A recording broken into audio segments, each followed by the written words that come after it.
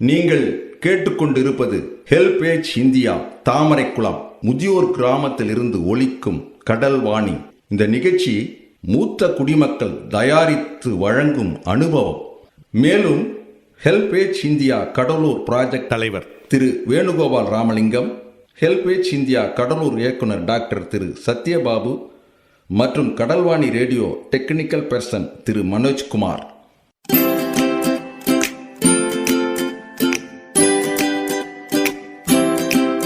சரணம் ஐயப்பா. பம்பை நதியின் சிறப்பு. ராமபிரானே, பிறந்து பிறந்து இறக்கும் இந்த நிலையற்ற வாழ்வு எனக்கு வேண்டாம். எனக்கு பிறவா நிலையான முக்தியை அழியுங்கள். இதுவே நான் வேண்டுவது என்றால் நீலி. பெண்ணே, பூமியில் மனிதன் பிறப்பது புண்ணிய செயல்களை செய்வதற்காக. நீ இந்த பூலோகத்துக்கு செய்ய வேண்டிய சேவை இன்னும் நிறைய இருக்கிறது. உன்னை ஒரு நீரூற்றாக மாற்றுகிறேன். அதில் பொங்கி பெருகும் நீர் அருவியாக விழுந்து நதியாக பெருகி ஓடும். இந்த பூலோகம் உள்ளளவும் நீ நதியாய் ஓடி மக்களின் பசியும் தாகமும் போக்குவாய். பூலோகம் என்றைக்கு அழிகிறதோ அன்று நீ என் திருவடியை எய்துவாய். நீ நதியாய் பெருகி ஓடும்போது எழும் இந்த காடு முழுவதும் பம்பை ஒலி போல் கேட்கும்.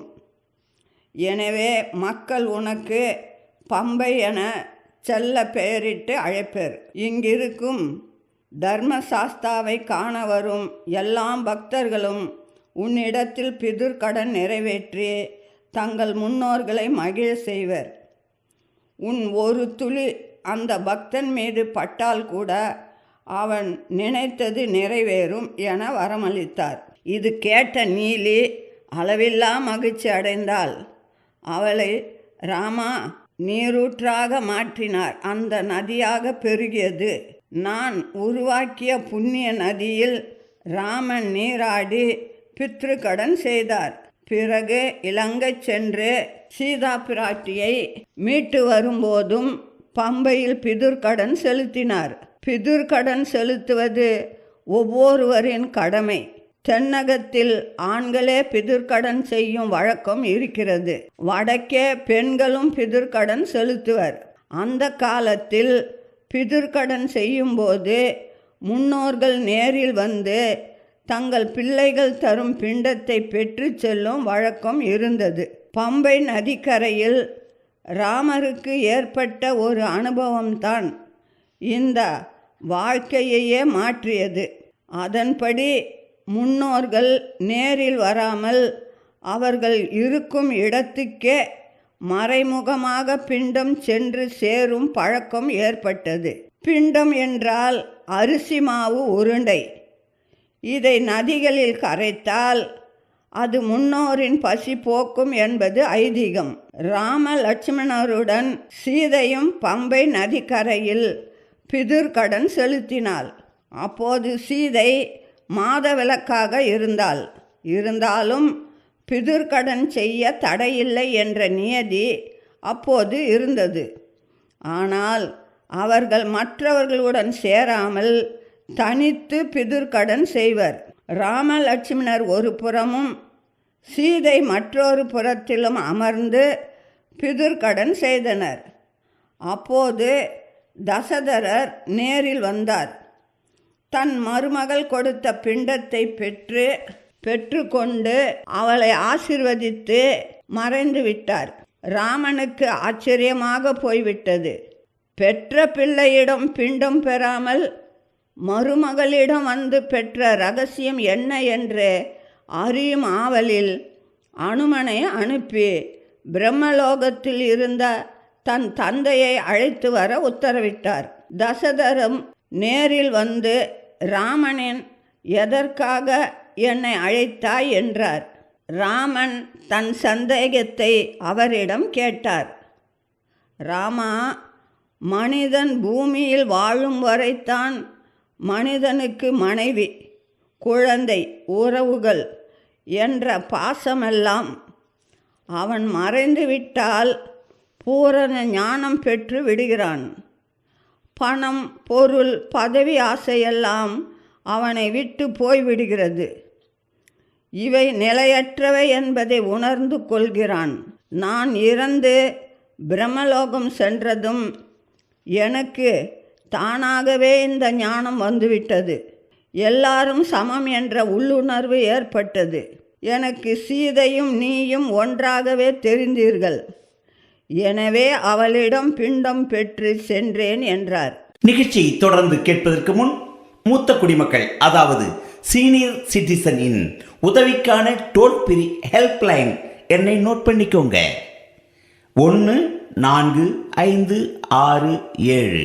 இந்த டோல் ஃப்ரீ எண் காலை 8 மணியிலிருந்து இரவு 8 மணி வரை செயல்படும். மூத்த குடிமக்களின் உதவி மற்றும் ஆதரவிற்காக இப்போ அனுபவ நிகழ்ச்சி தொடர்ந்து கேட்கலாம். ராமன் அவரிடம், தந்தையே, நியதி என்ற ஒன்றை வகுத்துவிட்டால் அதற்கு எவ்வுலகத்தில் வாழ்பவரும் கட்டுப்பட்டே தீர வேண்டும். எனவே இனி பிண்டம் பெற எந்த ஒரு முன்னோரும் நேரில் வரக்கூடாது. அது அவர்களையே வந்தடையும் என்ற நியதியை உண்டாக்குகிறேன் என்றார். தசரதரும் அதற்கு சம்மதித்து மறைந்து விட்டார். ஐயப்பனும் மனிதனாக வாழ்ந்த காலத்தில் இங்கு பிதுர்க்கடன் செய்துள்ளார். பிதுர்க்கடன் என்பது தம்மை சார்ந்த உறவுகளுக்கு மட்டுமல்ல, நட்புகளுக்கும் நாம் பிதுர்க்கடன் செய்ய வேண்டும் என்பதை ஒரு சம்பவம் மூலம் நிரூபித்தார். உதயணன் என்ற கொள்ளைக்காரன் மீது ஐயப்பன் தன் படைகளுடன் தாக்குதல் நடத்தினார். அந்த தாக்குதலில் ஐயப்பனுடன் வந்த வீரர்கள் சிலரும் இறந்தனர். அவர்களின் ஆத்ம சாந்திக்காக ஐயப்பன் பம்பை நதி கரையில் பிதுர்க்கடன் நிறைவேற்றினார். ராமனாலும் ஐயப்பனானாலும் பிதுர்க்கடன் செய்யப்பட்ட புண்ணிய நதி பம்பை. அப்படிப்பட்ட புண்ணிய நதியை பக்தர்கள் தாங்களே முன்வந்து பாதுகாக்க வேண்டும்.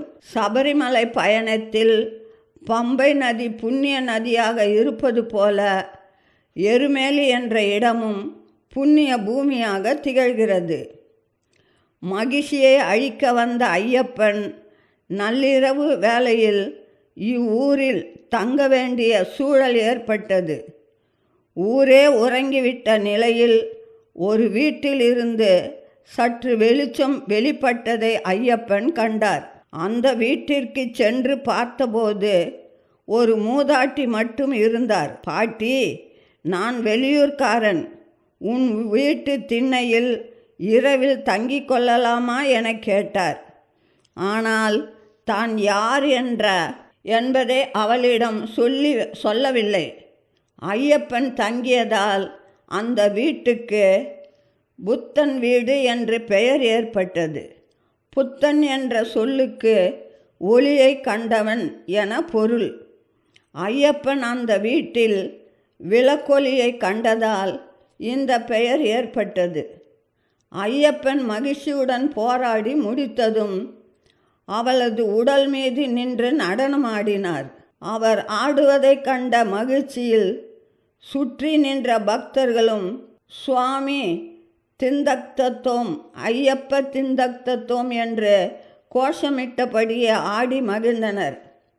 இதையே பேட்டை துள்ளல் என்ற பெயரில் பக்தர்கள் இன்றும் நடனமாடி வருகின்றனர். பேட்டை என்ற சொல்லுக்கு புறநகர் அல்லது சந்தை கூடும் ஒதுக்குப்புறமான இடம்.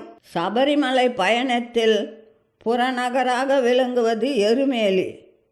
புறநகரில் பக்தர்கள் துள்ளி துள்ளி ஆடி மகிழ்வதால் பேட்டை துள்ளல் என பெயர் பெற்றது.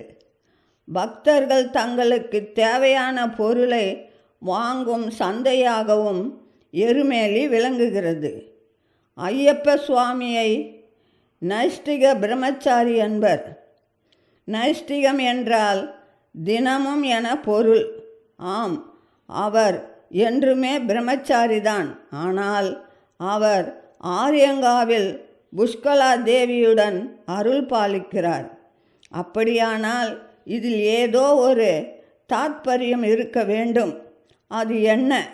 ஐயப்பன் தன் அவதார காலத்திலேயே பூர்ணா, புஷ்கலா ஆகியோரை மணந்தவர்தான். இவர்களில் புஷ்கலா தேவி நமது தென்னகத்தின் ஆன்மீக தலைநகரான மதுரையில் சௌராஷ்டிரா குடும்பம் ஒன்றில் அவதரித்தாள். ஐயப்பன் மானிட அவதாரம் எடுத்து பூமிக்கு வந்தபோது இவளும் அவருடன் வந்ததில் ஆச்சரியப்படுவதற்கு ஏதுமில்லை.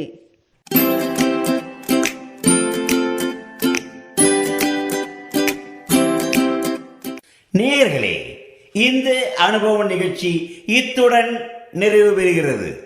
உங்களிடமிருந்து விடைபெறுவதற்கு முன் மூத்த குடிமக்களின், அதாவது சீனியர் சிட்டிசனின் உதவிக்கான டோல் ஃப்ரீ ஹெல்ப்லைன் எண்ணை உங்களுக்கு ஞாபகப்படுத்துகின்றேன். 145667. இந்த டோல் ஃப்ரீ எண் காலை 8 மணியிலிருந்து இரவு 8 மணி வரை செயல்படும். மீண்டும் அடுத்த அனுபவ நிகழ்ச்சியில் சந்திப்போம். நன்றி, வணக்கம்.